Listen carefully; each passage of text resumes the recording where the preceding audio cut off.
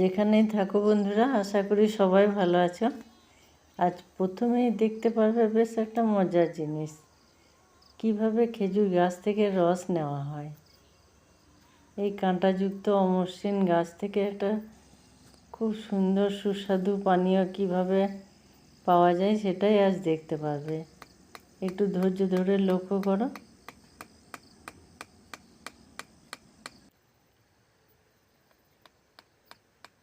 শীতের দুপুর, খাওয়ার পর বড্ড ঠান্ডা লাগে। এখন প্রচণ্ড ঠান্ডা, তাই গায়ে একটু রোদ লাগাবো বলে ঘুরতে বেরিয়ে পড়লাম। আর ঘুরতে ঘুরতে যা যা দেখলাম আমার খুব ভালো লাগলো, একদম নতুন টাইপের। আশা করি তোমাদেরও ভালো লাগবে।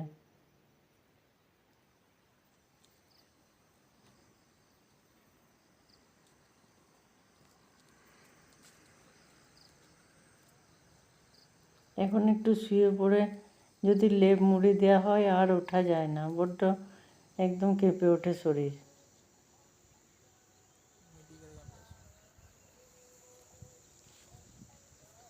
এখানে প্রচুর গাছ আছে, প্রায় বাগানও বলা যায়, সবগুলো আনতে পারছি না। এভাবে করে প্রত্যেকটা গাছে হাঁড়ি দেওয়া আছে। আর দেখো এভাবে বিন্দু বিন্দুভাবে কীভাবে হাঁড়িগুলি ভর্তি হয়ে সিন্ধুতে পরিণত হবে।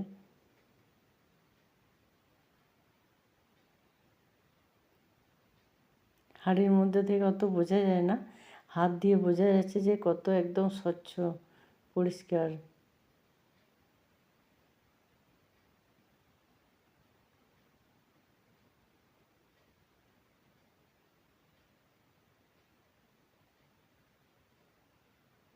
এটা এতটাই মিষ্টি স্বাদের হয় যে এই ফাঁকা মাঠের মধ্যেও প্রত্যেকে ডোরা পিঁপড়ে সময় জমা হয় গাছে।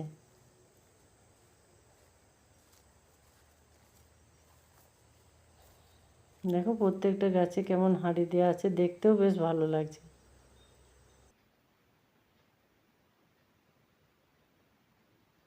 এভাবে করে যখন সব হাঁড়িগুলি ভর্তি হয়ে যায় তখন খুলে নিয়ে যায়।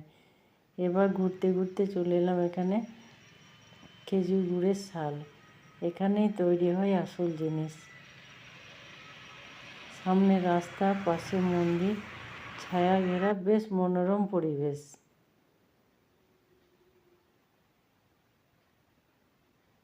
চারিপাশ ঘুরে দেখে এদের জীবনযাত্রাগুলো বেশ ভালো লাগছে, একদম আলাদা টাইপের। আর ওই হাঁড়িগুলো দেওয়া আছে, ওইগুলো যখন ভর্তি হয়ে যাবে তখন এগুলো খুলে এনে আবার এগুলো দিয়ে দেবে।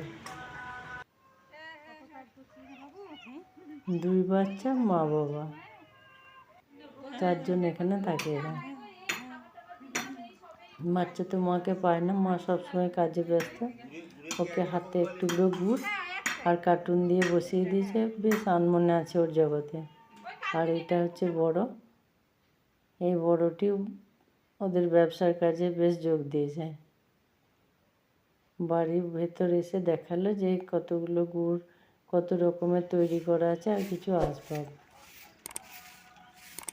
আর এইগুলো আছে এই যে ছাঁচ, এর মধ্যে দিয়ে এরকম গুড়ের আকার আছে।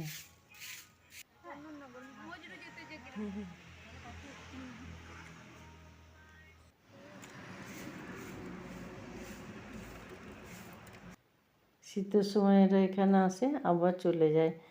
বললো যে দিদি কাল আসবে, তাহলে একদম প্রথম থেকে কীভাবে ওই গাছের রসটা দিয়ে পুরো জিনিসগুলো তৈরি হয় সেটা দেখতে পারবে। তাই আবারও এসছি।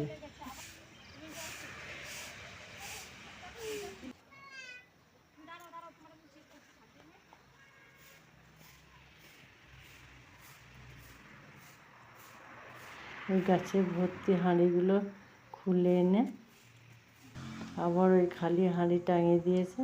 এভাবে করে ছেঁকে প্রত্যেকটি কাজ এরা খুব যত্ন সহকারে করে।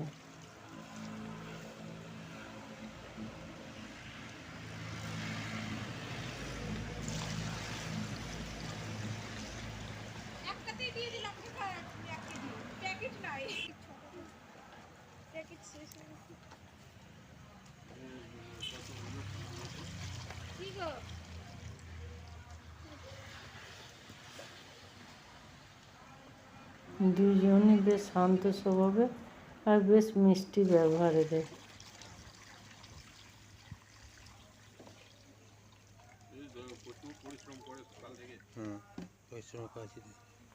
এখানে জাল দিয়ে এখানে আঁচ হবে, আর ওই যে গোল গোল এক মাটির জিনিস দেখা যাচ্ছে, ওইদিকে ধোঁয়াগুলো বেরোচ্ছে, দেখতে বেশ লাগছে। না, ঠাকুরের পুজো এরকম। সে গ্রামে তো আপনার গ্রামে কি নাম? গগরুলে।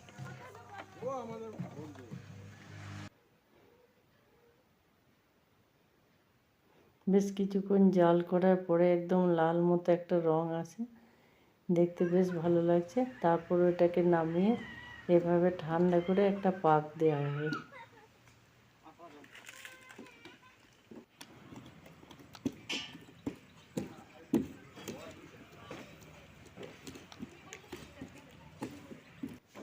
ওইটুকু বাচ্চা কি সুন্দর কাজ ওর। এভাবে করে ওদের একটা পদ্ধতি আছে। ওই ফেনা ফেনা মতো হলে তারপর ওই বড় ট্রেটা থেকে তুলে কড়াইয়ে ঢেলে নেবে।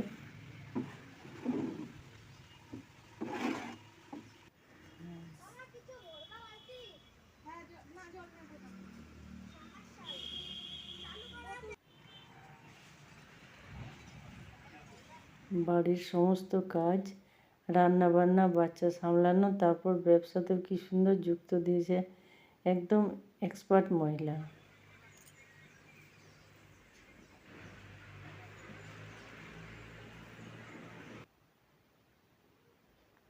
প্রায় 3 ভাগ ঠান্ডা হওয়ার পরে এইভাবে করে একদম ছাঁচের মধ্যে ফেলছে, আর কি সুন্দর শক্ত শক্ত জিনিস হচ্ছে, দেখেই বোঝা যাচ্ছে।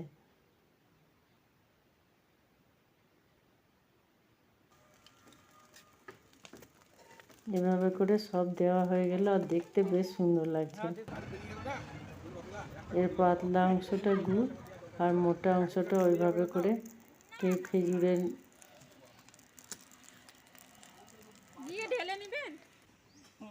পাটালি বলে, কেউ বা নবাত বলে।